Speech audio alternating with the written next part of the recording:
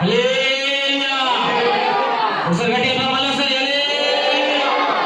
సర్పంతో మాట్లాడద్దు, ఇక వాక్యం పైన ఇంట్రెస్ట్ పెట్టాలి, వాక్యం పైన ఇంట్రెస్ట్ పెట్టాలి కదా. దేవుడు వాక్యం ద్వారా మాట్లాడుతూ ఉన్నాడు. ఏంటంట సీమోను కదా, సీమోను పేతురు ఏం చేస్తా ఉన్నాడు? వాళ్ళ ఆచారం ఏందయ్యా అంటే, వాళ్ళ పని ఏందయ్యా అంటే, వాళ్ళ వృత్తి ఏందయ్యా అంటే చేపలు పట్టడం. జాలరు వాళ్ళు. సీమోనుకు ఉన్నటువంటి సాంప్రదాయం, వాళ్ళ పని ఏంటంటే చేపలు పట్టే పని. ఒక్కొక్క వ్యక్తికి ఒక పని ఉంటది, ఒక్కొక్క కులస్తులకు ఒక పని ఉంటది కదా. అట్లనే ఇతనికి మరి ఏ పని ఉందంటే చేపలు పట్టే పని. ఈ సీమోను పేతురు ఏం చేసిందంటే, ఆ రాత్రంతా కూడా ఏం చేసిండు? వలలు వేసిండు ఆ చెరువులో, ఆ సముద్రంలో. ఏం వేసిండు? వలలు వేసిండు ఆ చెరువులో, సముద్రంలో వలలు వేసిండు. తెల్లారిన తర్వాత వలలను తీసుకొని కదా చూస్తే ఒక్క చేప కూడా పడలేదంట. హల్లెలూయా. ఒక్క చేప కూడా పడలేదంట. చేపలు పడిపోయేసరికి చాలా అంటే చాలా అసహ్యంగా ఉన్నాడు సీమోను. చాలా అంటే చాలా కోపంగా ఉన్నాడు సీమోను. చాలా అంటే చాలా కదా బాధగా ఉన్నాడు సీమోను కదా. చాలా అంటే చాలా మంది వాళ్ళు మాట్లాడితే వాళ్ళ పైన కోపించుకుంటే ఉన్నాడు సీమోను. అంత కోపంగా ఉన్నాడు ఆ సీమోను పేతురు కదా. మరి చేపలు పడలేవు, రాత్రంతా ప్రయాసపడ్డాడు, వలలు వేసాడు, నడి సముద్రంలో వలలు వేసాడు కదా. అతనికి తెలిసిన ప్రాంతం అంతా కూడా వలలు వేస్తారు, కానీ ఎక్కడ వలలు వేసినా కూడా ఏమి ప్రయోజనం కూడా లేదు. ఒక్క చేప అంటే కూడా పడలేదంట కదా.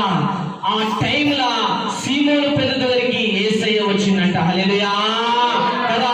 సీమోను పేతురు యొక్క ధోనిను ఎవరు ఎక్కారు తెలుసా? యేసయ్య ఎక్కినంట. ధోని ఎక్కి అంటా ఉన్నాడు, సీమోను చేపలు పడలేవని చెప్పేసి నువ్వు బాధపడుతున్నావా? నీకు షికారి కాలేదని చెప్పేసి బాధపడుతున్నావా? రాత్రంతా వల వేసాను అలసిపోయానని చెప్పేసి కృంగిపోతున్నావా? అయ్యో ఇంత కష్టపడ్డాను కదా, అయ్యో ఇంత బాధపడ్డాను కదా, రాత్రంతా నిద్ర రాచుకొని నిద్ర లేకుండా చేపలు పడదామని చెప్పి సముద్రంలో నట్టని సముద్రంలో వలలు వేసి తీసి వేసి అలసిపోయాను కదా అని చెప్పేసి అనుకుంటున్నావా సీమోను కదా. ఇంకా కొంచెం నీ యొక్క ధోనిని ముందుకు నడిపించి వల వేసి చూడు అని చెప్పేసి అన్నట్టు. హల్లెలూయా కదా. అప్పుడు ఆ టైంలో సీమోను వాస్తవానికి ఏమన్నారో తెలుసా? సీమోను చేపలు పట్టడంలో చాలా ఎక్స్పెక్ట్, సీమోను చేపలు పట్టడంలో అనుభవం ఉన్నటువంటి వ్యక్తి. ఎక్కడ చేపలు ఉంటాయి, ఎక్కడ చేపలు ఉండవు, ఏ ప్రాంతంలో వల వేస్తే చేపలు పడతాయి, ఏ ప్రాంతంలో వల వేస్తే చేపలు పడవు కదా, ఎక్కడ చేపలు తిరుగుతాయి, ఎక్కడ చేపల సంఖ్య ఎక్కువగా ఉంటుందని చెప్పేసి అన్ని అనుభవం కలిగినటువంటి వ్యక్తి సీమోను. ఎందుకంటే కొన్ని సంవత్సరాల నుంచి చేపలు పట్టడం అలవాటు కదా. అలవాటు ఉన్నటువంటి పని గురించి ఎవరైనా వచ్చి ఇంకా కొంచెం అట్లే చేస్తే బాగుంటుందని చెప్పేసి అంటే మనసు ఎట్లా అనిపిస్తుంది? బాగా అనిపిస్తుందా? అనిపిస్తుంది, ఖచ్చితంగా అనిపిస్తుంది కదా. దేవుడు అక్కడ చెప్పేసరికి కదా ఏమంటాడు తెలుసా సీమోను? అయినను నీ మాట చొప్పున నేను వల వేస్తా. హల్లెలూయా. అక్కడ సీమోను ఎవరి మాట వింటున్నాడండి? దేవుని మాట వింటున్నాడండి. దేవుని మాటకు లోబడుతున్నాడండి. దేవుని వాక్కుకు లోబడుతున్నాడండి. దేవుడు ఆజ్ఞకు లోబడుతున్నాడండి. దేవుడు మాట ఇచ్చినటువంటి మాట ఏం చేస్తాడు? పెడసాడు వెంటనే అక్కడ సీమోను, ఏ పోవయ్యా పో అని చెప్పేసి అంటున్నాడు అక్కడ సీమోను. నాకెందుకు చెప్తున్నాడు అని చెప్పేసి అంటున్నాడు సీమోను కదా. ఆయన మాట చొప్పున ఏం చేస్తాడంట? వలని వేస్తా అని చెప్పేసి యేసయ్యతో జవాబిస్తా ఉన్నాడండి. హల్లెలూయా కదా. సీమోను ఎవరి మాట వింటున్నాడు అక్కడ? దేవాది దేవుడు యేసుక్రీస్తు మాట వింటున్నాడండి. హల్లెలూయా. కానీ ఈ రోజు క్రైస్తవులుగా ఉన్నటువంటి నువ్వు నేను యేసయ్య మాట వింటున్నామా? ఒకసారి ప్రశ్న వేసుకోవాలి. సీమోను అక్కడ ఏం చేస్తున్నాడు? దేవుని మాటకు లోబడిందండి. సీమోను అక్కడ ఏం చేస్తున్నాడు? దేవుని మాటకు లోబడిండు. అప్పటికి సీమోను అలసిపోయిండు, అప్పటికి సీమోను కృంగిపోయిండు, అప్పటికి సీమోను పట్ల శక్తి లేకపోవచ్చు. తెల్లారిన దాకా వలలు వేస్తూ తీస్తూ కదా ఆయాసంతో అలసిపోయినాడు సీమోను. ఇక వల వేద్దామన్నా కూడా ఓపిక లేదు, వల వేద్దామన్నా కూడా ఇంట్రెస్ట్ లేదు.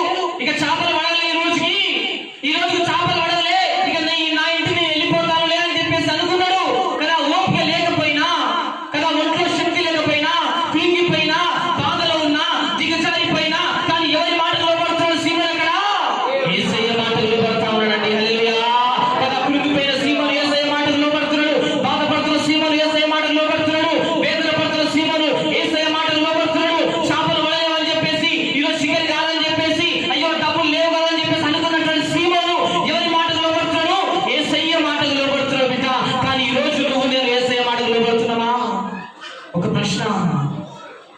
నువ్వు నేను యేసయ్య మాటకు లోబడుతున్నావా?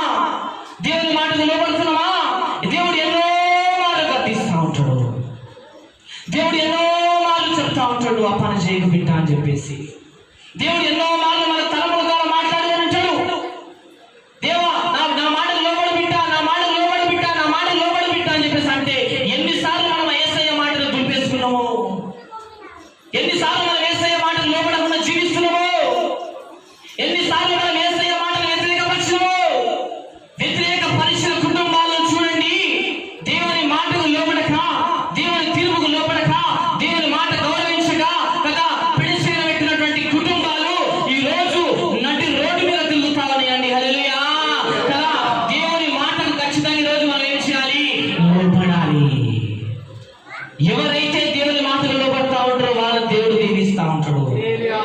ఒక్కోసారి దేవుడు మాట్లాడుతున్నప్పుడు ఆ పని చేయకు, ఇట్లా చేయి, అట్లా చేయి, అట్లా నడుచుకున్నప్పుడు మనకి ఏమనిపిస్తుంది తెలుసా?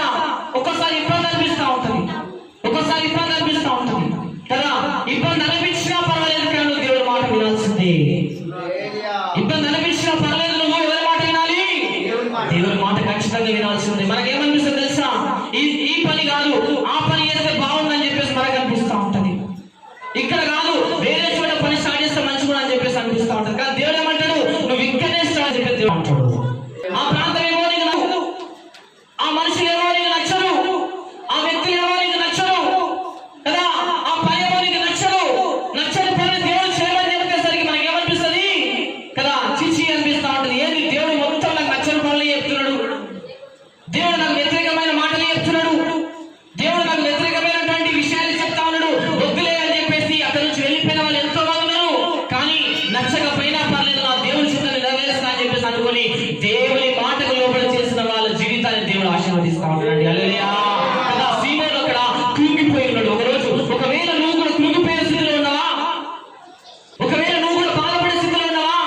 బాధపడే స్థితిలో ఉండి కూడా, కృంగిపోయే స్థితిలో కూడా, కన్నీటిలో ఉండి కూడా ఇంకా ప్రార్థన చేసుకోమంటాడు దేవుడు అని చెప్పేసి అలసిపోయి ఉన్నావా కదా? కార్యం కోసం ఎదురు చూస్తూ మేలు కోసం ఎదురు చూస్తున్న వాళ్ళు కొంతమంది విసిగిపోతారు. ఇక దేవుడు లేడు అని చెప్పేసి అనుకుంటారు. వాళ్ళ దగ్గరికి వెళ్ళి, ఏం కాలే సిస్టర్, నువ్వు విసిగిపోకు, దేవుడు ఖచ్చితంగా కారణం చేస్తారని చెప్పేసి అంటే అమ్మ కట్టి నిలబడ్డ వాళ్ళేమో విసిగిపోకుండా అప్పులు కూర్చుంటారు. ప్రార్థన అని చెప్పేసి మనకి వ్యతిరేకమైన మాటలు మాట్లాడతారు. తెలుసా? అక్కడ చేపలు పడక అలసిపోయి ఉన్నాడు. ప్రయాసంలో అలసిపోయి ఉన్నాడు. అలసిపోయి ఉన్న సీమోను యేసయ్య ఒక మాటేసరి యేసయ్యతో కదా, యేసయ్య మాట చెప్పేసరికి యేసయ్య మాట కాదనకుండా ఏమంటాడు తెలుసా? అయినను నీ మాట చొప్పున నేను వల వేసేదను. హల్లెలూయా. ఈరోజు మనం అనాలి, అయినను దేవా నీ మాట చొప్పున ఇంకా నేను ప్రార్థన చేసేదను అని చెప్పేసి అనాలి. అయినను నీ మాట చొప్పున ప్రభువా ఇంకా నేను ఉపవాసం ఉండేదను అని చెప్పేసి అనాలి. అయినను నీ మాట చొప్పున ప్రభువా ఇంకా నేను నిరీక్షణ కలిగి జీవిస్తా ప్రభువా అని చెప్పేసి అనాలి. అయినను నీ మాట చొప్పున ప్రభువా ఈ రోజు సీమోతో మాట్లాడే దేవుడు డైరెక్ట్ నీతోనే మాట్లాడుతున్నాడు బిడ్డ. డైరెక్ట్ నీతోనే మాట్లాడుతున్నాడు. దేవుడు ఏమని చెప్తున్నాడు తెలుసా? ఆ దేవుడిని కొంచెం ముందుకు తీసుకెళ్ళు అంటే అర్థం ఏంటో తెలుసా? నీ ప్రార్థన ఇంకా కొంచెం పెంచు. హల్లెలూయా. నీ ప్రార్థన జీవితాన్ని ఇంకా నువ్వేం చేయాలి? పెంచాలి. ఇంకా విశ్వాసాన్ని ఏం చేయాలి? పెంచాలి. ఇంకా నమ్మకాన్ని ఏం చేసుకోవాలి? పెంచుకోవాలి. ఇంకా కృతజ్ఞత కలిగి నువ్వు జీవించాలి. ఇంకా ఇంకొక 2 ఉపవాస ప్రార్థన ఇంకేం చేయాలి? పొడిగించాలి. ఇంకా కన్నీరు దాచుకుంటూ దేవుడి సన్నిధిలో ఏం చేయాలి? ప్రార్థన చేయాలి.